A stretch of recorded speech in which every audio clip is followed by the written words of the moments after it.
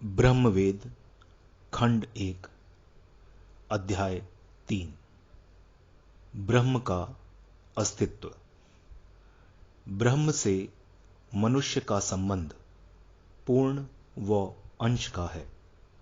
पूर्ण से अंश को तो समझा जा सकता है, परंतु अंश से पूर्ण को समझना केवल ब्रह्मज्ञानी के लिए ही संभव है।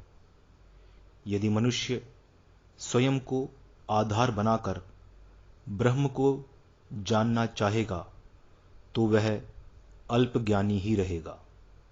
ब्रह्मज्ञानी ब्रह्म को मनुष्य, पशु पक्षी, पेड़ पौधों, नदियों, सागर, पहाड़ों, सूर्य, चंद्र, सौरमंडल, आकाशीय पिंडों, परांतरिक्ष व अनेकों पृथ्वियों के गर्भ खोजकर उसके पूर्ण रूप के विषय में जान पाते हैं।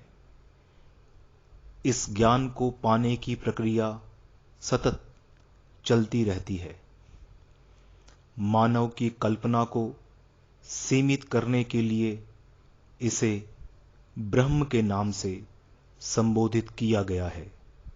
सत्य में तो इस एक को किसी भी नाम से संबोधित किया जा सकता है। ब्रह्म का शब्द करुण है और ऐसा स्वर पूरे ब्रह्मांड में विद्यमान है। करुण स्वर से ही ब्रह्म को सब पुकारते हैं और ब्रह्म केवल करुण भाव को ही सुनता है। पेड़ की शाखा के टूटने से उत्पन्न स्वर, बछड़े का अपनी मां से बिछुड़कर पुकारने का स्वर, नदी का मार्ग अवरुद्ध हो जाने पर उस अवरोध से टकराने से उत्पन्न स्वर, ज्वालामुखी से पृथ्वी के फट जाने का स्वर, और इतना ही नहीं, अपार अंतरिक्ष में उत्पन्न अनेकों ध्वनियां, इन सब को ब्रह्म सुनता है। मनुष्य ने भी अपनी करुणा से अनेकों स्वरों को उत्पन्न किया है। इनका प्रयोग वह ब्रह्म को पुकारने के लिए करता है।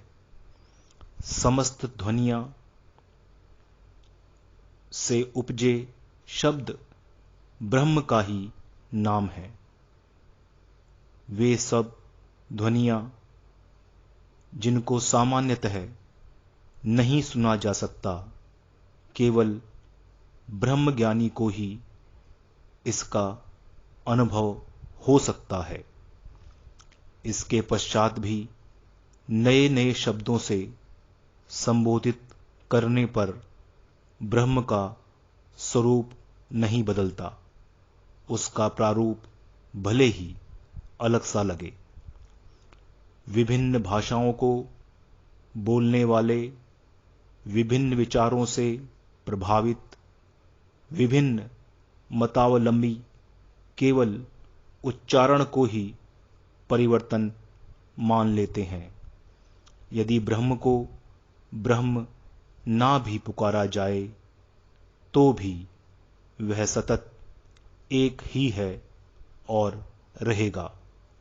अल्पज्ञानी भाषाओं की मर्यादा में ब्रह्म को खोजता है और ब्रह्मज्ञानी से कुतर्क करता है, तो भी ब्रह्मज्ञानी जो सब जान जाता है कुतर्क में नहीं उलझता, क्योंकि वह जानता है कि मात्र चिंतन से ही बहुआयामी बौद्धिक क्षमताओं को बढ़ाया जा सकता है, तभी ज्ञान प्राप्त होता है।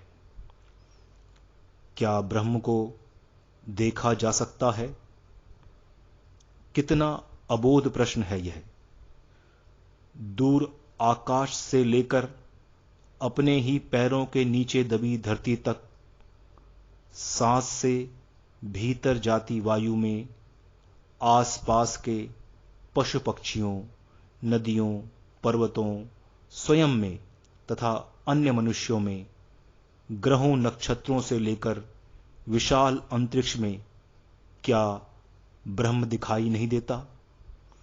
क्या मनुष्य ने यह मान लिया कि वो जो सबका परम पिता है, या जिसे मनुष्य स्वयं का परमात्मा समझता है, वो मनुष्य की तरह ही दिखना चाहिए? जिसने ब्रह्मांड की प्रत्येक वस्तु को बनाया है, जो ब्रह्मांड की प्रत्येक चर अचर वस्तु का स्वामी है, उसका स्वरूप उन सब प्राणियों और वस्तुओं जैसा है। अल्पज्ञानी केवल स्वयं को ही ब्रह्म का अंश समझते हैं। ब्रह्मज्ञानी जानता है कि संपूर्ण ब्रह्मांड ही ब्रह्म का रूप है। ब्रह्म निराकार होकर भी साकार है। वह अपने अंश में भी पूर्ण रूप से समा सकता है। अंश को पूर्ण केवल अंश मात्र ही दिखता है, तो भी अंश को पूर्ण मानकर जितना दिखाई दे सकता है, वही ब्रह्मांश के लिए ब्रह्म का सत्य है। इसको देखना प्रत्येक मनुष्य के लिए संभव है, परंतु ब्रह्म अज्ञानता से छुप जाता है। दिखाई तो देता है, परंतु बुद्धि में भ्रम उत्पन्न हो जाता है। ज्ञान एवं विश्वास के द्वारा ब्रह्म को प्रतिपल सूक्ष्म अथवा विशाल रूप में देखा जा सकता है। जैसे ही अज्ञान व अविश्वास बुद्धि में भ्रम उत्पन्न कर देते हैं, ब्रह्म अदृश्य जान पड़ता है और अज्ञानवश उसे देखा नहीं जा सकता। निराकार को साकार कैसे कर सकते हैं? या फिर ब्रह्म निराकार है ही नहीं, क्योंकि वह वस्तुओं या प्राणियों के रूप में देखा जा सकता है। यदि ब्रह्म इस जगत के भौतिक पदार्थों में छुपा है, तो वो ब्रह्मांड का सृजनकर्ता कैसे हो सकता है? अंश व पूर्ण का तर्क व्यवहारिक दृष्टि से समझने पर ज्ञान व विश्वास उत्पन्न होता है। अन्यथा अल्प ज्ञान बुद्धि को भ्रमित कर देता है। जगत मात्र यह पृथ्वी ही नहीं, अपितु करोड़ों पृथ्वियां, करोड़ों सूर्य एवं चंद्र, करोड़ों आकाश गंगा, करोड़ों उल्का पिंड, जितना दिखाई देता है उतना अंतरिक्ष व उससे भी पार, अनेकों जीव जिनका स्वरूप मनुष्य की कल्पना से परे है, सबके विषय में अलग अलग न कहकर यदि पृथ्वी में पाए जाने वाले भौगोलिक सूचकों का प्रयोग किया जाए, तो भी उसे ब्रह्मांड के प्रत्येक भौगोलिक या जीवित प्राणी के विषय में समझना चाहिए। बुद्धि को सीमित करने से ज्ञान शून्य हो जाता है और सत्य को जानने की अपेक्षा अल्पज्ञानी कुतर्क में पड़ जाता है।